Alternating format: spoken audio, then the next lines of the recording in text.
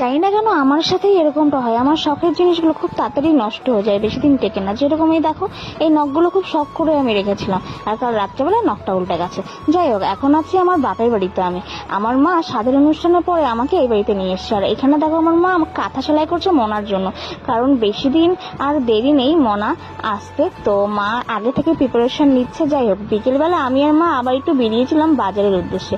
গুটি গুটি পায়ে হেঁটে হেঁটে যাচ্ছিলাম রাস্তার দিকে, আর রাস্তায় গিয়েই তো আমার মা একদম টোটো দাঁড় করিয়ে দিল যাওয়ার জন্য, কারণ আমাদের আবার খুব তাড়াতাড়ি ফিরতে হবে, সন্ধ্যের আগে বাড়ি ফিরতে হবে। তো আমরা গেছিলাম একটা আলমারির দোকানে আমাদের এখানেই। তো এখানে মায়ের জন্য একটা শোকেস আমরা কিনতে গেছিলাম। দেখো, এটা কিনেছি, কেমন হচ্ছে একটু কমেন্ট করে জানিও।